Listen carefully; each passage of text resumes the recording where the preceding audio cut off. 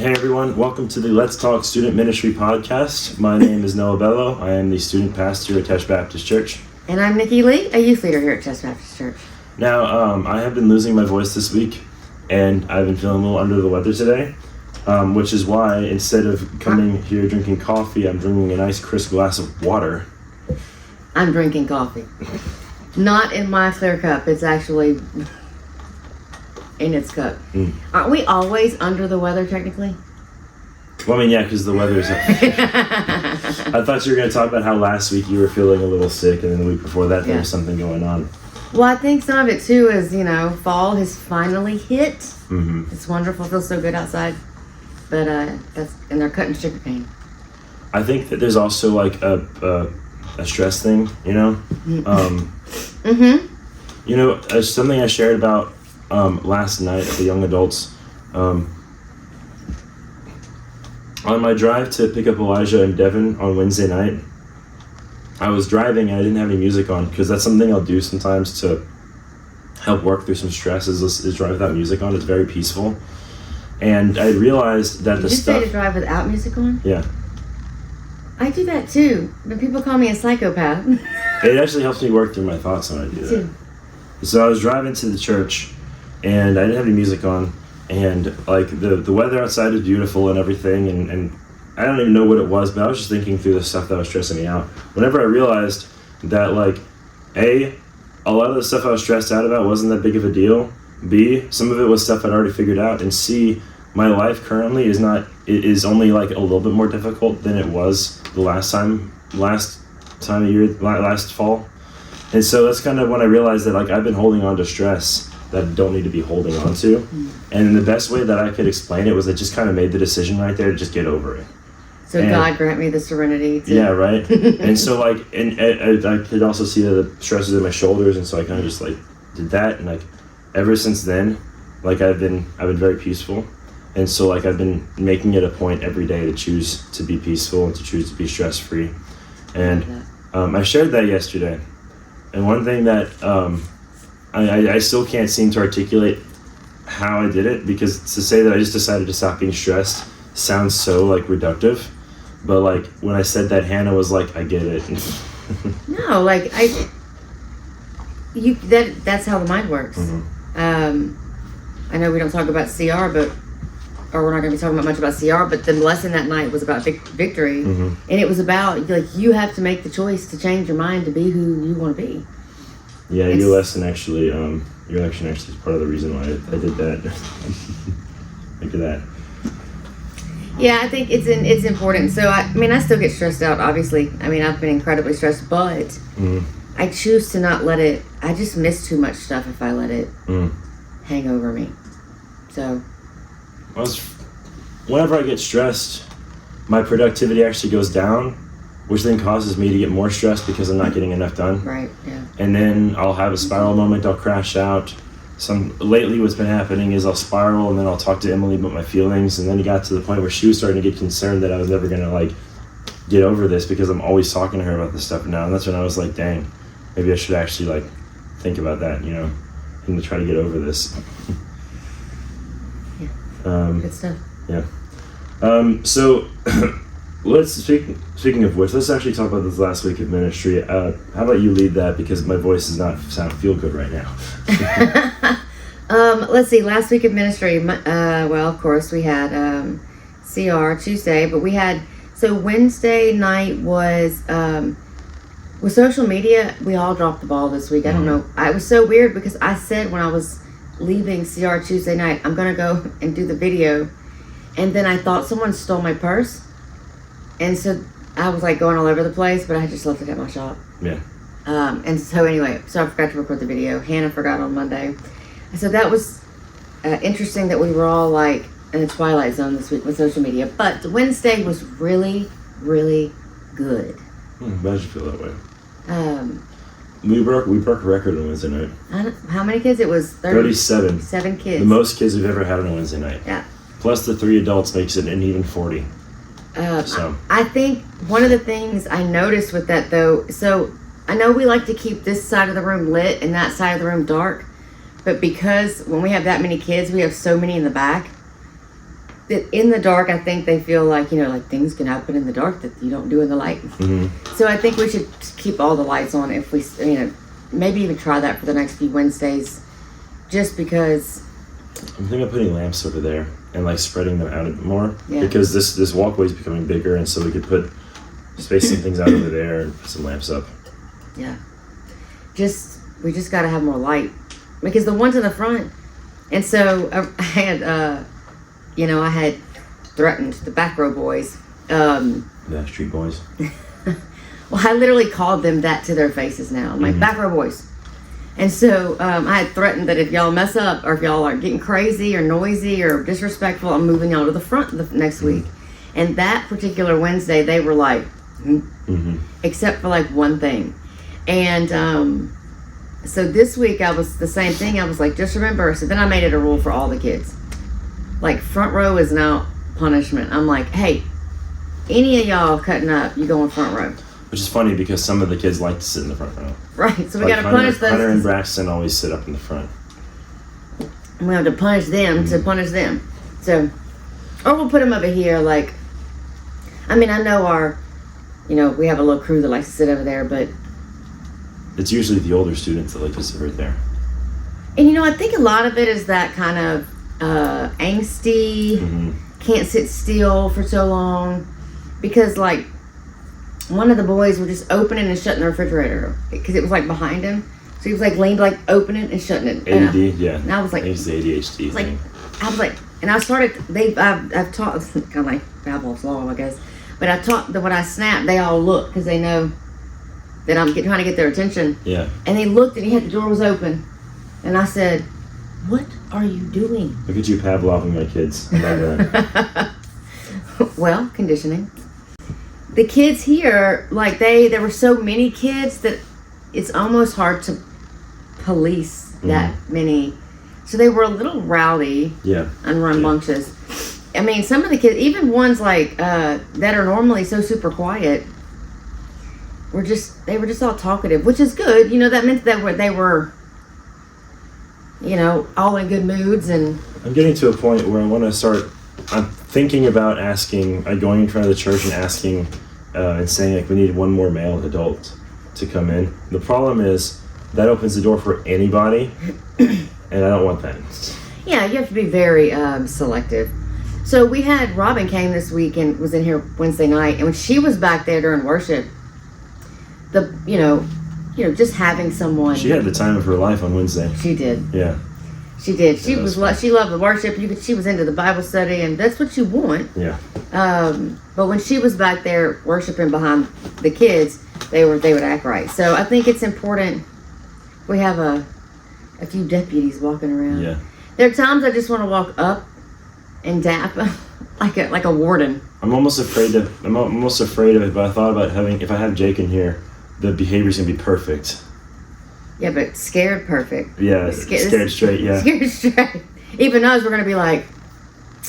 But I think at one point, I don't like to get up come up into it while you're teaching.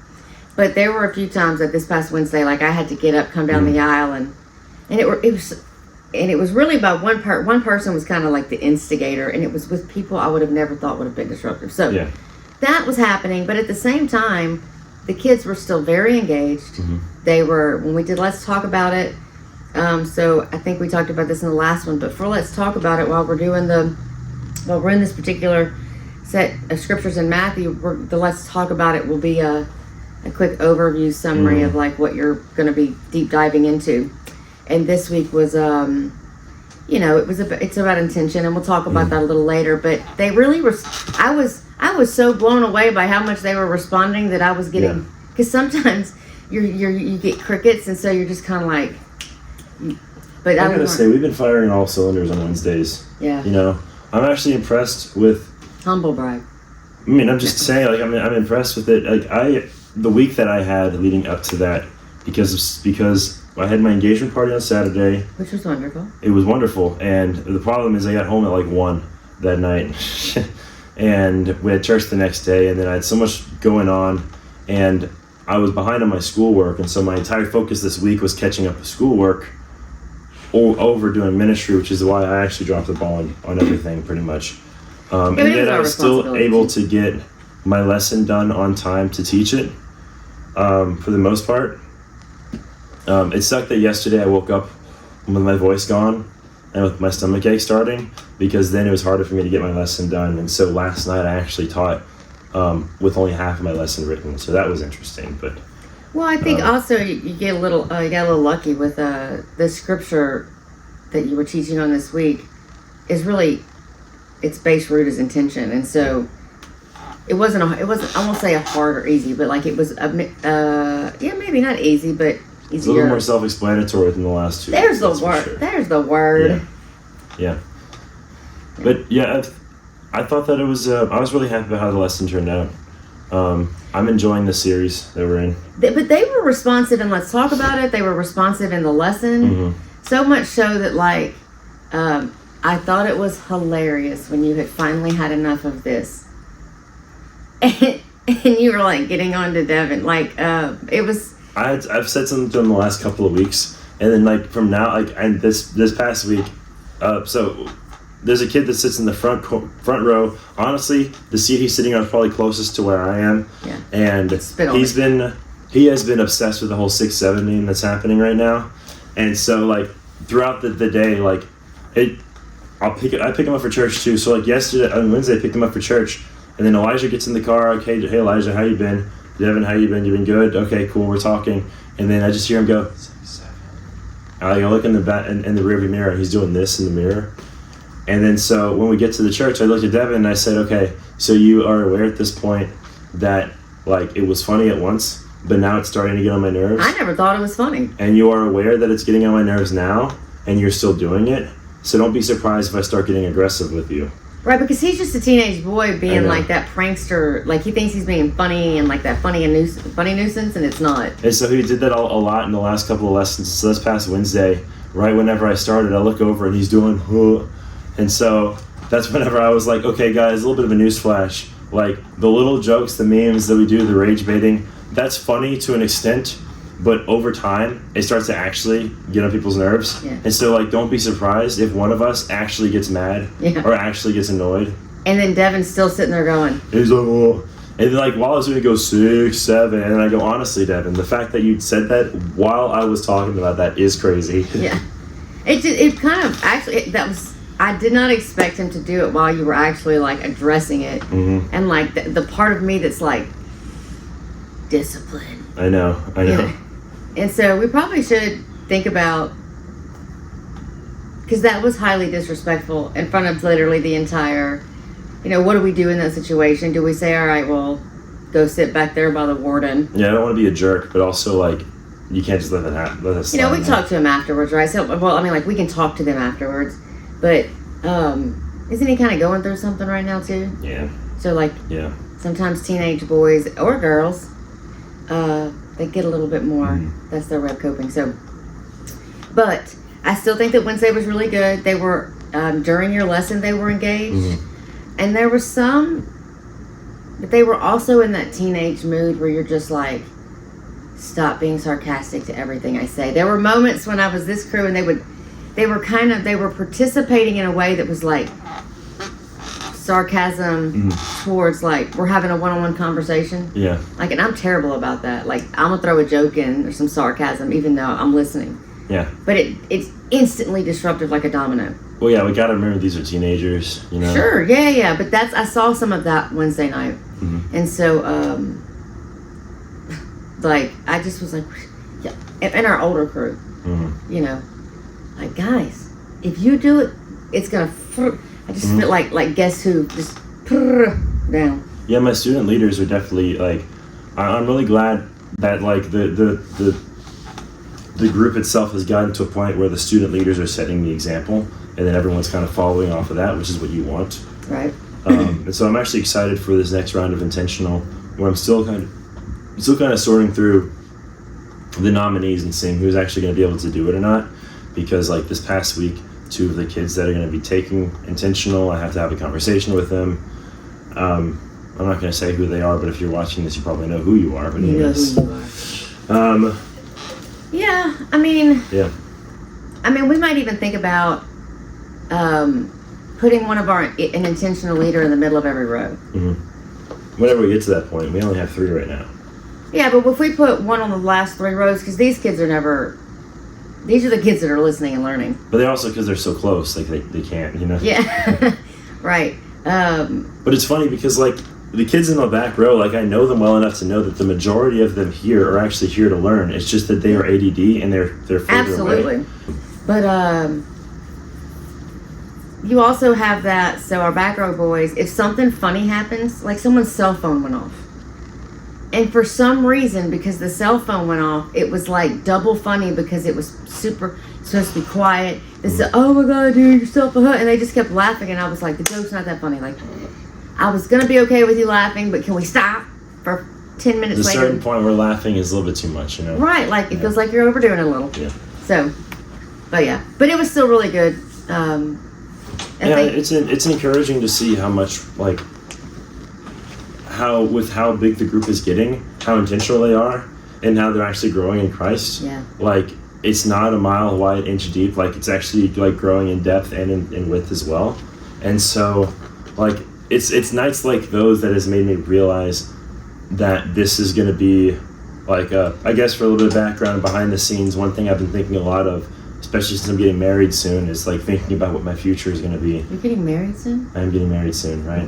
Thinking about my future and everything and what my future with this church looks like. And it's nights like that I realize, like, maybe this is something that I'm going to be investing in a lot more long term than I thought I will, you know? Yeah, absolutely. And, you know, it's, you know, one of the things that I noticed, to your point, they're really the same thing, is that when I do Let's Talk About It, I'm thinking they're going to give me the teenage answer that I know they're going to give me. And they're not giving me that answer. They're giving me the right answer to the question, and not even the Sunday school version. Like, Chevy always kind of makes that joke, because I used to tell them all, like, all right, the answer, yes, is always Jesus. But, so he'll make that joke sometimes, but to hear them answer me with the correct biblical, what we should do answer, give an actual sincere, thought out answer. Yeah, and not what you think, because like I'm expecting them to give me the wrong answer, and I'm like, what am I going to teach you? Because so really they're teaching each other. I ask the question, and the others are listening to them. Yeah. I mean, Hunter, his answer when we were talking about with the praying out loud stuff, his answer was so eloquently stated and thought through, and I was so proud. And well, Hunter's growing a lot. I'm really proud of him. You know. Yeah, so I think our kids they're getting to the point where it's like, all right, well, we don't have to have the baby conversations with them anymore because I got those answers. We're moving on from the from milk into meat and bread. I think that's how the Bible verse goes. Yeah. I don't know. I guess, what does it say about my mental state right now that I'm forgetting Bible verses? Well, Rain Man, you are the Bible Rain Man, so. So last night was really good. It was a smaller group than usual, which is crazy that I'm at a place now where I can say that on a Thursday night. We're in a series right now called Friend of God, and we're using the life of Abraham. You know, he was called God's friend. Life of Abraham to show what our relationship with Christ should look like. And so, like, it wasn't last week, it was 2 weeks ago, because last week we had to cancel. 2 weeks ago, we started with the call of Abraham in Genesis 12, 1-4. The lesson was titled Making a Choice, and it was about God speaking to Abraham and Abraham choosing to respond and to start his relationship with God. Yesterday the lesson was titled Making a Change, and it was about what happens afterwards. And it was really good. I was really happy about how the lesson turned out. You know, it was what I pointed out was that in verse 4 it says Abraham went to find the land to the promised land, and then it says and then he just got there. You know, in the Moses takes 5 books to get to the promised land. Right. Abraham does it in a verse. You know, and so I remember when I was looking at that. Yeah, but the journey for Moses is what's important. The journey was what's important, whereas with Abraham, it was about what happened afterwards. Yeah. You know, it was about the relationship he has with God. And I was actually able to tie that in with our relationship with God. When you did this, were you telling me what, like 15 minutes. Oh, it's been 15. Oh, 1-5. This, I thought 6. So I thought you were telling me like 6 minutes left or something. That's crazy. Oh. Not 1-5. But then I thought you did this. I did this at first and I was like, oh. Oh, that's why I was like, what? Okay, 7, 6. 7. 6. Anyways. Y'all recording that too. Just leave Nikki's laugh in there. It just came out of nowhere. I think, and I mean, this probably isn't like, this probably isn't, it's probably one of those like gray areas, like it's not, it might be a little bit more on the line of conjecture, but I think that there's a lesson there in the fact that the life of Abraham is about what happened after he got to the promised land. Sure. Abraham made the decision, began his relationship with God, and then how did he respond? How was his life with God like? You know, where did that lead him from there? I actually compared it to my own life where I'm not one of those people that had a bunch of crazy things happen, then I finally came to the Lord. Like, I got saved early, and my entire life has been about how I, like, what I did afterwards. At least that's how my testimony has been. And so I was able to use that and talk about in our relationship with God, he wants to make changes in our hearts. How do we respond to that, right? Or what does that look like? And so I talked about how it's prompt. Like, when God wants to make a change, most of the time he won't do it with context. Right. You know, like, he'll just speak to you, he'll just say something, it'll just happen out of nowhere, and they'll be their prompt. He'll be expected to be promptly responding to that. Somebody said something a while back that has stuck with me. It is the phrase, delayed obedience is immediate disobedience. Yeah. And so whenever... That's Abraham 2:04. Right. And so if you, like, God calls me to go do something or to start something or to make a decision about something, and then I'm like, I'll think about it. Even though I know well and good that God called me to do it. But as Christians, we don't say, I'll think about it. We'll go, I'm going to pray about it. Right? I'll pray about it. Me and God will talk about it for a minute. And God's like, there's nothing else to talk about. The ultimate cop-out. I'm going to pray about it. Yeah. We talked about the importance of worshiping in every step of the way, of praying and staying in confrontation with Him. And, and then it was trusting that everything's already planned out. And so being able to surrender that. And, you know, I've shared this before, but, like, I'm really loving the culture that we're building on Thursday nights, because, like, worship is quiet, and they all sit they all sit down and they sing, and then they'll make themselves comfortable, and then they'll be a lot more responsive and a lot more open. And then I have a chance to be more open because this is with people my age, and so it's more vulnerable and intimate. I can be vulnerable with them. Yeah. And so, like, yesterday I actually started out by saying, hey, I'll let y'all know, I've had a very hard week. I've been stressed, and time management has not been on my side, and so it's fully my fault, but I actually didn't finish the lesson. So instead, I'm going to kind of talk it out. Kind of free verse it, you know. I'm going to be shooting from the hip a lot today. Huh? Free verse it. Free verse it, yeah.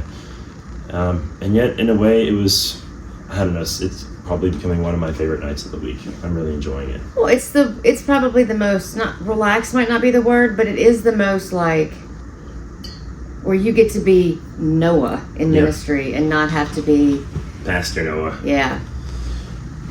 I will say that from experience, I think that the college, young adult age in ministry is probably the most relaxed ministry that I've ever seen. Whereas with youth, there needs to be structure. With kids, there needs to be a ton of censorship and a ton of, like, adult supervision. Yeah. There needs to be supervision and censorship. With the youth, there's also a lot more structure and a lot more rules. But with young adults, like, it really feels a lot more like, hey, let's just do this life thing together, you know? Yeah. Where it's just, it really digs into the... Because so it's also your age group. Yeah. Yeah, and for that reason, we've been digging a lot more into what it means to have an intimate relationship with God. Because, like, on Wednesday nights with the whole conversation of the kingdom, I feel like we've been talking more about the holistic relationship with God that us as a community have. But then on Thursday nights, it's like, okay, let's talk about the individual. Let's talk about your own personal heart for God. Like, I understand y'all are going to church, and I love that. I understand that y'all are sticking with each other.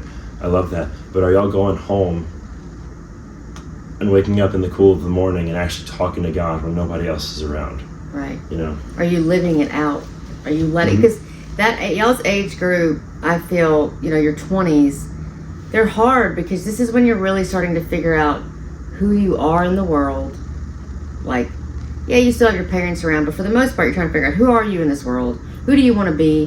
What do you like? What do you not like? You know, what are the things who are you going to be, basically? And, you know, that's the group we lose the most in the church, right? That's when kids start to drop off. And it's important to keep that in the front of your mind and that being a part of the conversation. So just the fact that you have a group of, young adults that are willing to come and still make that part of their daily, their daily lives is important. Yeah, I'm really excited about what this is going to become. I think another thing that makes me think about what settling down and like staying here for a long term would look like, because like imagine if I had like a house close to the church, and so on Thursday nights we come with our food and then we'll do worship and everything, and then like afterwards we're like, let's go head to our place and play games or do a Bible study over there. Well, you could even do Thursday nights over there at your house, to make it more, because that's what a lot of churches do now. They do their small groups at people's homes. The biggest college ministry in Lafayette right now is actually First Baptist of Lafayette. They own a house right by the church, and it's a big house. It's like 2 stories. It's huge. It's a big house. They call it the College House, and the whole college ministry is called the College House, and it's really cool. And so that is definitely something I've thought about. But so let's talk about how everything all connects. Okay, so yesterday we talked about how God wants to change your heart and relationship with Him. From the outside looking in, how do you think that can connect to our Wednesday night? Say that again. From the outside looking in, how do you think that? No, the first part. Oh, I was asking a question, and then you were telling me something. So say the first part again. It's Thursday night was about how God, like, how to prepare our hearts for God to change us, basically. Right. So how do we connect that to the rest of the week? Mm-hmm. Well, I mean, I think Sunday was about because we talked about Abraham. We did talk about Abraham on Sunday, didn't we? We did. And it connects, but Hold I on, can't. I remember the verse too. Let me find it. If Emily didn't have her headphones on. What was Sunday? What do you mean? What was Sunday? What did we talk about Sunday in Sunday school? About Abraham. The faith Abraham, when he was called, obeyed and set out for a place that he was going to receive as an inheritance. He went out, even though he did not know where he was going. By faith he stayed as a foreigner in the land of promise, living in tents, and as did Isaac and Jacob, co-heirs of the same promise. What? Where's the Sunday school book? Where's she going? She's getting the Sunday school book. It's gonna eat me alive. No. So for those of you who don't know, because like not every church does Sunday school. I literally just saw one sitting somewhere. Sunday school is kind of like a small group where on Sunday mornings before church, the youth group meets up, and pretty soon the young adults as we get a little bit bigger. And we actually break out into classes based on gender, and it's a time strictly for biblical education, because like on Wednesday nights it's all worship based, it's all worship and discipleship. Thursday nights, fellowship, worship, discipleship. Starting to do some more stuff with evangelism, but Sunday morning is all about education and learning about the Bible, and so that's what Sunday school's for. I'm a big fan of it, and apparently this past Sunday we talked about Abraham. And interruptions. And interruptions, right? And so, and I know it's crazy that I'm like, it connected to Sunday, but I just couldn't remember like what the actual lesson was, but I think that Sunday connected to Wednesday. Because, we were talking about interruptions and the things that we talked about Abraham and Sarah a little bit, because we actually were looking at Abraham's life. And so while Abraham's journey to get to where he was going wasn't as long, he still had hiccups and, herds, habits, and hang-ups. Herds, hang-ups, and habits. And so, it was about interruptions. Like, when have you experienced interruptions or distractions and the intention got lost? Which really feeds into what we were talking about Wednesday. Yeah. And your Thursday was about how do you make your life intentional for Christ? Yeah. So all of that disruption to just say that one. I like it though. It was important. Had I not done that, my brain would have just been going, what was the lesson? What was the lesson? What were we talking about? But we talked about a lot of things, and you think about, if we're going to talk about intention, is that where we're headed now? I don't want Pause to it. jump the shark. Our leadership training program is called Intentional, and it's actually based on a book called Intentional. I don't remember what is the name of the author. I don't know. I remember I had a hard time pronouncing his name. But it's a book about discipleship, and it comes from my philosophy that like church leadership need to be versed in discipleship. Like I think that's important in leadership, and so it's a discipleship class, and it has we had Hannah Stelly, TJ LeGrand, and Elijah Vining graduate this past year. The class actually started out almost triple the size, and most of them dropped out. And the reason is because like the whole point of Intentional is that like I want to know that you can commit to this. I want to know that I can rely on you. And so I'm off the gate. One of the first things I say is that, hey, if at any point during this training or even after the fact, you can't be faithful to leadership or faithful to anything that you are a part of, then I'm going to have to ask you to step down. Right, and we do that with our worship band and stuff too, because if the rule is, or one of our guidelines is, if you're not here to practice for that Sunday, you don't play in the band or sing Wednesday and the next Sunday. And so that came from actually something my high school used to do, was like, if you don't come to school on Friday, you don't participate in the game Friday night. Yeah. So, Yeah. and sometimes I'll even break it because I'm like, oh, wait, this person sings this song really good, and we're singing this song, and they'll go, well, they're not here. I'm like, you're right. Yeah. So, And that's what I like about it. I like that. And I actually had the philosophy going into it as well, so that's another place where we were thinking the same way. I gotta say, I'm really impressed with how the worship team's doing. Yeah. Yeah, they're really good. And they sound great, you know. They sounded amazing Wednesday night. I can't even remember, other than Hannah, poor Hannah, and this keyboard that keeps going out on her. Yeah, as of right now, the worst band member is the technology.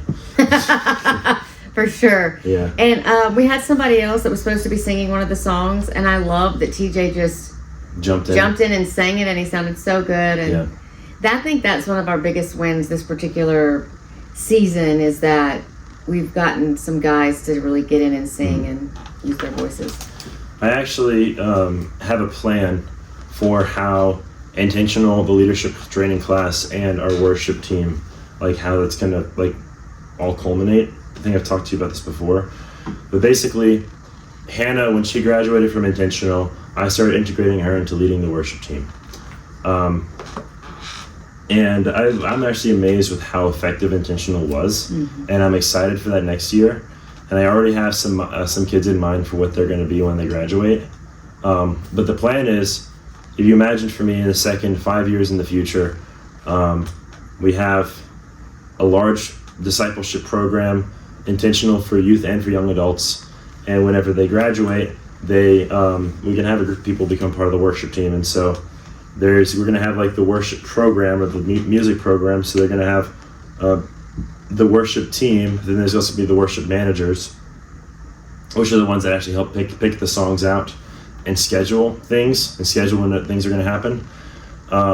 The worship team and the worship managers are both going to be like led by people who graduated from Intentional.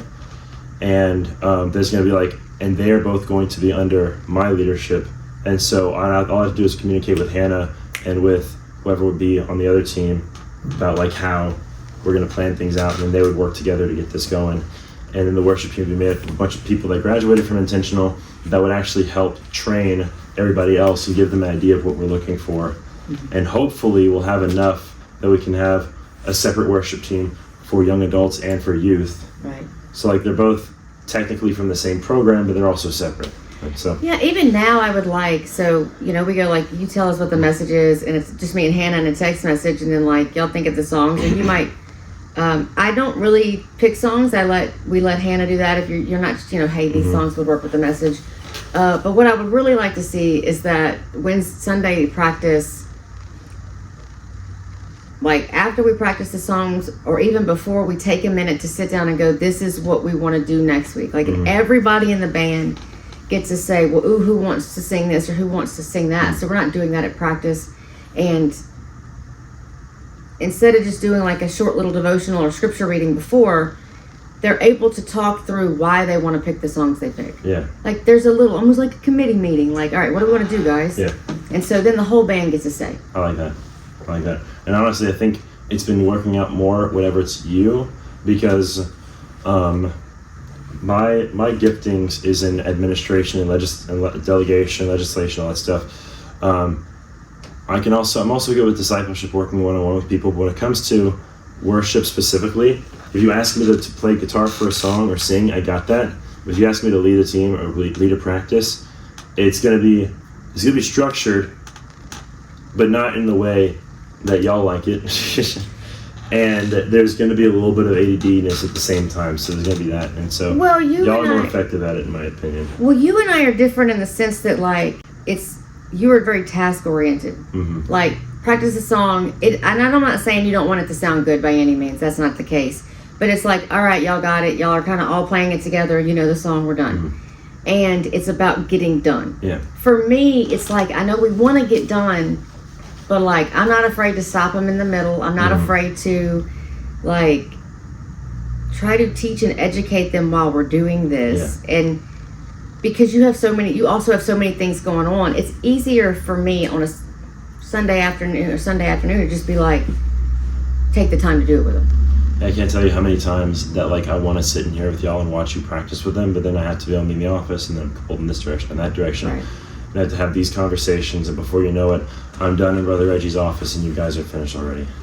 Right. I mean, and that happens, right? So Wednesday for me is like that. When I'm pretty much every Wednesday, I get a WYA text. It's like, where are you at? And I'm walking in the door at 6:30 because, like, everybody knows that I come in here and do this stuff with the youth, and they are still, hey, Nikki, I must have got stopped.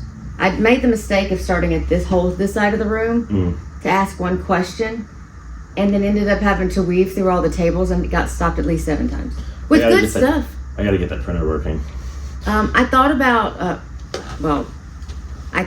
getting them to put the little black printer in here for you, because it's A, smaller, and B, you don't need all the stuff you need for that, and taking that one, or paying Justin for it, wherever it came from. But anyway, so yeah, it's important for us to, I just have the time to do it, and they need it, especially for like a hunter who doesn't necessarily listen to this kind of music outside. Him, like Malachi's teaching Hunter, and Hunter sounded really good this past week. Yeah, they did. They sounded. They all sounded good. Yeah, and I've forgotten that. I mean, and thank God you got up and played "Great Are You, Lord," because it was supposed to just be a piano. Because I was like, it would sound really good if we just. And right before you got up to play the guitar, I was walking up to go like, just do it a cappella. Like, this is a song you can easily do with no music at all. So, but yeah, it still ended up great. They're doing really good. But yeah, the voices of these kids too has been really, really helpful. Like, they've been this past week. I remember just like there were moments when I wasn't even singing because I just wanted to listen, you know. And that's not usually like that. Like, I'm the one that sings and people like want to follow my lead. But this time it's like I just want to sit and listen to them and just take it all in. And the whole room was singing because they knew the songs, and yeah, it was really good. I like that we finally figured out "I Raise a Hallelujah." Yes, it's such a good song. It is such a good song. I actually recorded a little bit and sent it to my brother-in-law because it is his favorite. It has been his favorite song since the first time he ever heard it. Yeah. And it's so good because in the beginning it was a little choppy and sounded off, and I'm happy that one of the things we're working on them is tempo. Yeah.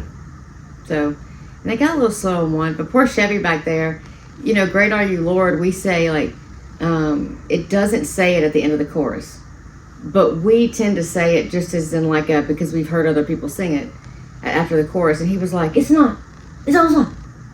Because he, you know, when you sit in the sound booth, every problem that goes wrong, despite the fact that the sound is up here, every problem when you are a sound booth worker is your fault. Yeah. And so he's like, and I'm like, it's okay, Chevy. I said, that's a singer, like, added. Yeah.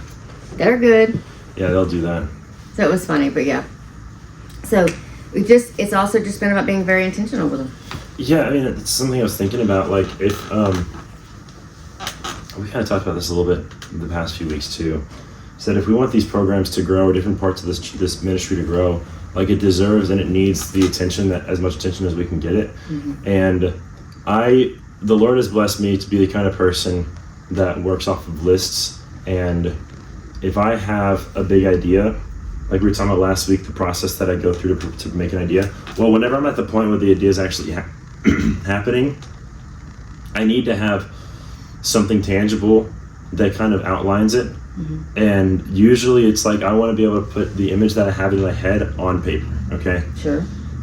And one thing that I'm learning, and that's something I'm working on right now for this media program, because one thing I'm learning about media is that media, like if you want a media program to grow, if you want to build a community online and everything, you got to be working on that every day. Yeah. And that's not something that I've been doing, to be honest. So you want to talk about intention, I need to be more intentional with this podcast, with this program. I gotta start thinking about ways that we can improve this and ways that we can communicate with you guys better. In fact, like I'm thinking about putting like a question in the comments going forward, so some of you guys who are watching can respond. So, I put a question in the description. Did you? Everyone. Okay, cool. So that tells me someone doesn't read the description. You know what? Sometimes I don't read the descriptions, and that's my fault. I need to be more intentional. If I want this, Oh, that was a good call in. I love it. If I need this media program to grow, then I gotta give it the attention it deserves, because I want this to one day be another thing that someone from our leadership program can graduate into. If I want the young adult ministry to grow, if I want our drink sales to become something, Or Coca-Cola, Sprite, beverage drinks. I want our drink sales. I think drinks. yeah. So if you want our vending, There we go. our youth snack shop, the Cypress Cafe. We're both so tired. I know. If we want Words. that, but seriously, if you want it to work, we got to give time to it. And I think that if you want to like rope that into like big picture youth stuff, like we like to do, if there's anything that I've learned is that like, if you don't give it time, and by time I mean like giving it your time, then you can't expect it to be successful. You know. And the not even just like I could just show up and give Wednesday night an hour, but talking about being intentional, I have to show up and go like, all right, what am I going to do in this hour? Yeah. What is the outcome of this hour? What do I want to invoke this hour? How much am I going to put in? And am I just showing up for that hour, or am I putting in time prior to that hour? Oh yeah. To make it intentional. So, yeah, but the lesson on Wednesday when it comes to intention was more about, it was like a heart. I always call this like the heart check part of the heart posture. Yeah. So I cannot stand heart posture. No. Oh my gosh. But like it's a heart check. Yeah. And because it's, why do you pray? Why do you give? Why do you do these things? And here's what happens. I have to do a heart check for everything. Like, that's one of the reasons why I like to have a mission, like, in mind for whenever I'm starting a program. Because, like, I want to be able to give a biblical reason for why I'm doing something, Mm-hmm. So, like, what is my mission for this media program? My mission is to build an online community and to reach people for Christ through the cyberspace. Right. And I want to be able to, like, legitimately, I want to be able to, like, actually reshape, to at least make a difference in internet culture in some way or another, even if it's small. Like, that's what I want. And I think that we can do that. I think that we have the capability of doing that. Mm-hmm. That's what I'm talking about. If I'm going to start the Cypress Cafe, right? If I'm going to start a media program, a worship team or something, I need to check the intention of my heart and ask myself, why am I doing this? And I have to do that constantly. Again, that's why I like to have a mission statement written out, because then, like, if I'm doing this for any reason other than Christ, right, then that's a problem. Yeah. Like, if I was doing this media program so that I can get my face out there and become famous, then I'm doing it for the wrong reason, and it's not going to be blessed by God. It's not going to be Christ-centered. If I'm doing the Cypress Cafe to make money for myself, the point of the Cypress Cafe is to make money, but specifically to support the mission right, that the youth program has. But if I do it just to make money for myself, then that's selfish, and that's not going to work out. And the same thing with worship. If I want to do worship because I want to have a sense of control or something like that, with any kind of selfish reason, I could do it. Well, we don't always. We talked a little bit about this on Wednesday night with the kids. It's like you don't always start with bad intention. Mm-hmm. Like, sometimes your heart is in the right place. And you get, sometimes you might get a little praise or you get a little affirmation and you start to, that's why continual or perpetual, heart check. Being mindful, I guess. Yes, like heart checks are important. Simply, it's just no different than like getting your oil checked or whatever. Like, you just have to make sure that you're staying true to the goal. Because if you don't, it's like you're like, I'm on a diet. Well, I'm just going to skip this day, or I'm going to skip this day. And then suddenly you've skipped a month and you've gained 5 pounds. Mm-hmm. You're like, how did that happen? So, yeah, I mean, that's why I said that, like, if you've been doing something biblical for whatever it is, and you really feel like you've been doing it for the wrong reason, then I'm not going to tell you to stop. What I'm going to ask you to do is I'm going to challenge you to ask God to reframe your focus and to help you reshape your heart to what you want, what you're supposed to be doing, Well, and I think, like, I know, and let's talk about it with, like, the praying. Because one of the things is you do hear people, there are people who pray out loud and they naturally sound eloquent, and that's okay. And then there are people who you can just sometimes tell are, like, doing it so that someone might come up after church and say, that prayer was so beautiful. Or when you told the story when you were talking during the lesson about the person who called and prayed for you or whatever, and they prayed for 10 minutes. Yeah, so it reminded me of, we went to a local church here. I won't say which one it was, but we went to a local church here who was having a youth event and had a worship, and they were singing a song. And you know how, like, in concerts, like, was Christian. I at this? No. This was like 14 years ago. And so they were singing a song. You know, when you go to a concert, they're like, kind of like in the music break, they'll be like, Father God, we love. They did this, and when I tell you that this one kid went, and because it was a youth band, went on for 15 minutes, even the other people in the band were like rolling their eyes. Like, you could, like, they were like, this kid obviously does this for attention all the time, and he's got a whole new audience of kids and people. And we were just like, I think God might even, obviously God's not ever tired of hearing prayers, but like, I'm like, even God might be like, can we continue the song, please? And so it was one of those moments where you go, you're just mimicking. You think you're mimicking what you see. And so you have to be very careful. I talked about, there's this, about collegiate week, and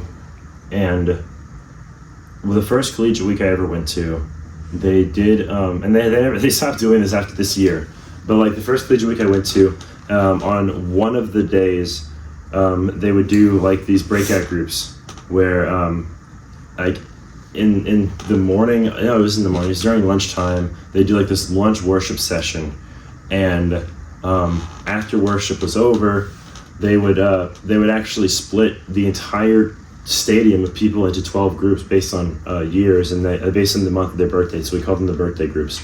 And then I actually think that this was brilliant. They had the pastor, the head speaker would actually give out discussion questions, and they would talk, and people would go to each individual birthday group, and one person would speak and give the answer, and that was really cool. Well, there was one guy that was actually just so happened that their birthday group was gathered towards the center, and I'll admit the question was a little bit more wordy. This guy ended up asking if he could just hold the microphone. The guy with the mic was like, sure. And then I tell you, he's like, well, if you look at this part of the Bible, and then he like starts walking through the verse, and then he said, but then also you have this, and then he just keeps on going. Like giving a sermon. Like literally. And then he said, because here's the thing, guys, and like he starts walking around with the microphone on, and then I was with my friend, and he was like, did bro just do the pastor walk? And so that's when you go like, why are you doing it? And they'll be like, I felt called or led to do that. But when sometimes you just disrupt, back to that word, sometimes you disrupt what God's actually trying to do. You know what I think it is, honestly? I think that when God calls us, he instills specific character traits inside of us, obviously, to fit that calling.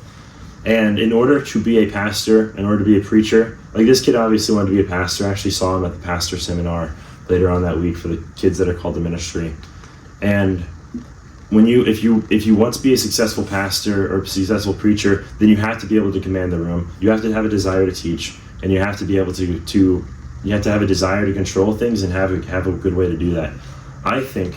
But you also have to have discernment. Right, and discernment. What I'm saying is I think that God instills inside of us the ability and the desire to do that, and I think that our sinful nature corrupts that into, and by our, I mean pastors like me, because I know that this is a temptation I deal with all the time. It takes it literally like we have the temptation to take this, the ability to lead and to delegate and the desire to do that, and our sinful nature corrupts that into a desire to be in control and desire to. It's a little bit of vanity. Yeah, I mean it's a lot of pastors thorn in their side. You know, it's the ego. You know. You know, no matter Christian or saved or not saved, that idea that some people just have this want to be the smartest person in the room, it doesn't like go away when you're a Christian. I know, but what I was getting at is for like just for the ministry side of things, that we're talking about heart checks, we're talking about the intention. I think it's important that we disciple our people to be checking our hearts and to check our intentions, and that we, like, the one thing I appreciate about the adult leaders we have, is that if at any point I ever cross that line of becoming just a straight up jerk, I'm going to hear about it 4 different ways. My fiance is going to say something, Justin's going to say something, you're going to say something, Michelle's going to say something, and Brother Edge is going to say something. Because they're all going to hear it from y'all. And it's all going to sound very different. It's all going to sound different, but it's going to basically have the same message of you got to chill out. Which is why, like, when I had a hard conversation with one of our adult leaders a couple weeks ago that had a crazy, catastrophic response, I'm not even going to get into that, but I was confident going into it that I was doing the right thing because I'd already talked to you guys, and like y'all all been like, no, I think this is right. Yeah. And so what I'm saying is that I think it's important that pastors, that we have people surrounding us that are keeping us in check. And if you're going to be discipling kids that have an interest in pastoral ministry, we need to be able to face that and talk about, like, hey, you're going to have the desire to be in control. You're going to have strong emotions. You're going to want to act this way or that. And, you know, we got to learn how to get a rein on that. You know? Even with the singers, you talked about that on Wednesday, which I thought was good, is like sometimes when we have, like, as a singer, I have experienced this. I love to sing. I have a good voice. I've got a powerful voice. And sometimes, like, I remember it's not recently, but like back in the day, I would be like, why wouldn't they ask me to sing? And then it's like, Nikki, can't bring, you know, if your intention of what they're doing up here, if you're just doing it so others can hear your voice, then we're not going to tell you not to do it, but we're going to tell you you need to think about it. Which I don't think any of our kids are up here to do that. Yeah, and if they were, then I would have said something. I think God puts inside of us. I sing it. This is a good example because, like, I think God put inside of the singers the desire to sing for the Lord. I think that God instilled that into them, and I think that their sinful nature is the thing that corrupts it and makes it into something of your own. That's all sinful nature. That's all that our sinful nature does. It takes what God has given us and corrupts it.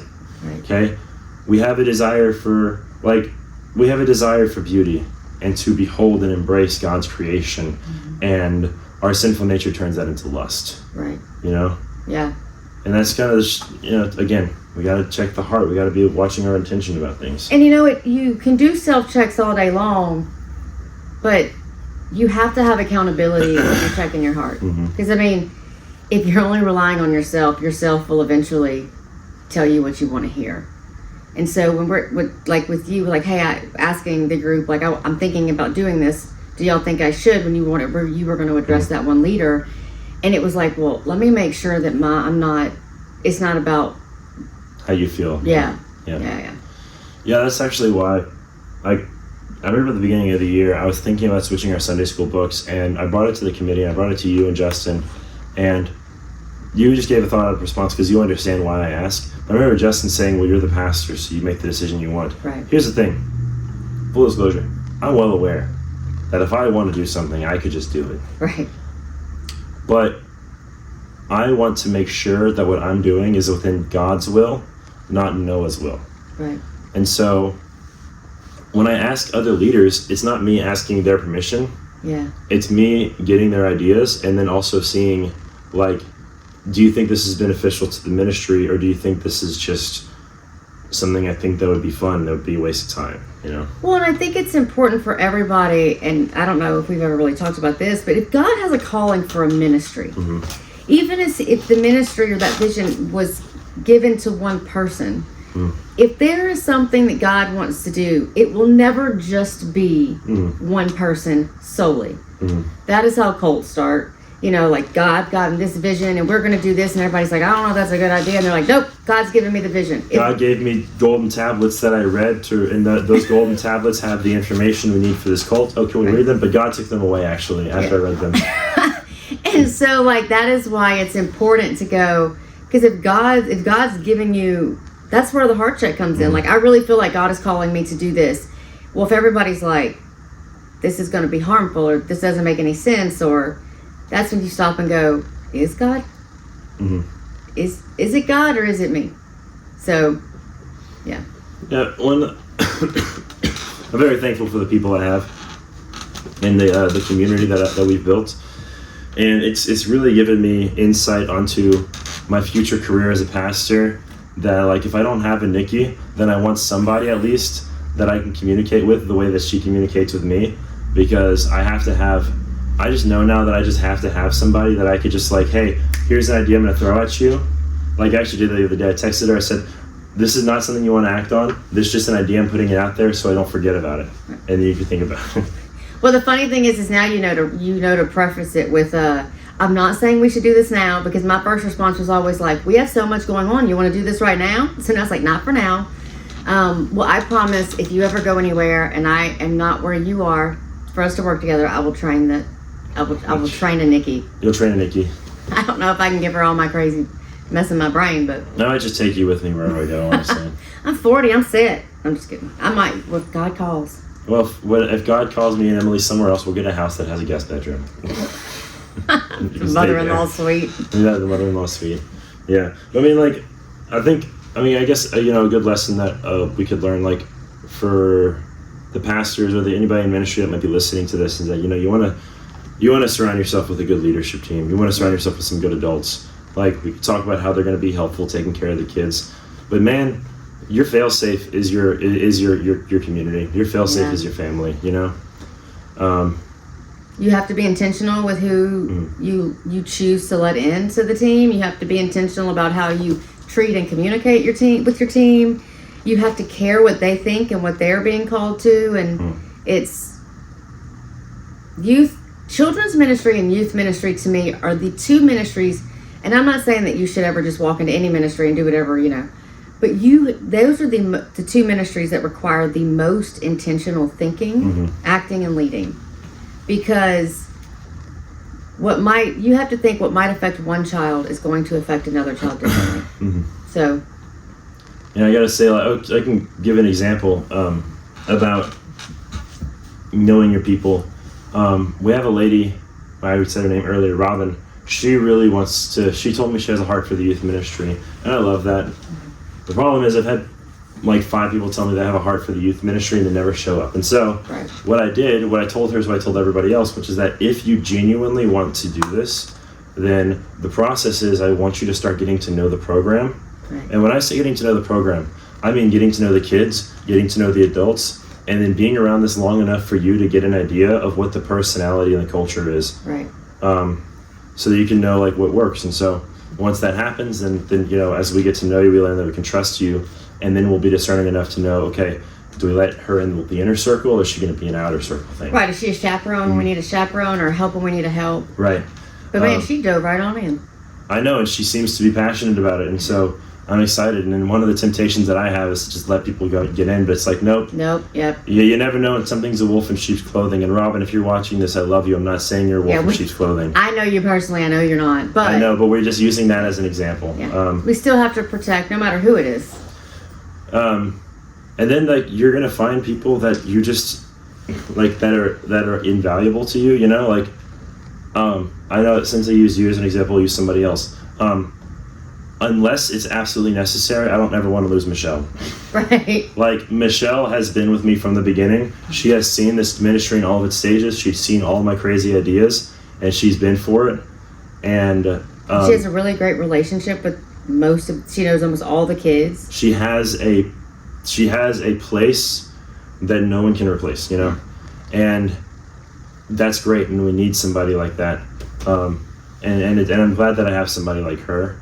And then Justin's starting to build that here. I mean, Justin already is super valuable, but given that he's been here the shortest amount of time, I'm not going to put him on that level. But this ministry would not be the same without you or without Michelle. And y'all are probably the reason that y'all are, like I said, y'all are my fail-safe, for real. Like, well, we're your team, and Justin is your team, and the kids love Justin, which is lawyer man. And I'm not discounting Justin. No. I'm just saying, but it takes time for new people to come in, mm-hmm.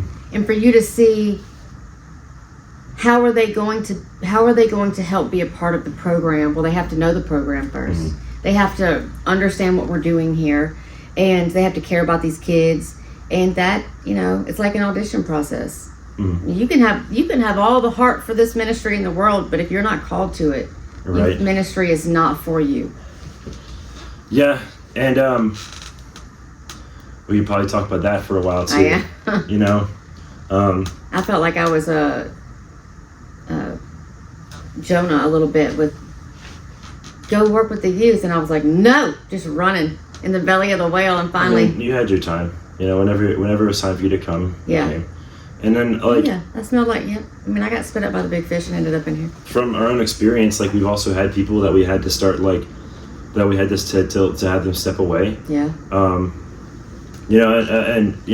example of how you guys are my fail-safe was that about a year ago we did a fundraiser, and it was a small fundraiser,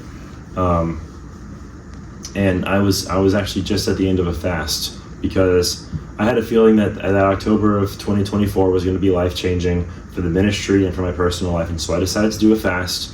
October 2024 is whenever we grew as big as we got, and I met my fiance, so, right? It's a busy month. Yeah, so it was worth it, but I remember I was at the end of my fast, and the fundraiser we were doing was a spaghetti fundraiser. We were selling plates of spaghetti, and my blood sugar was so low that Michelle could see how bad I was feeling at the time, and then she was like, Noah, sit down.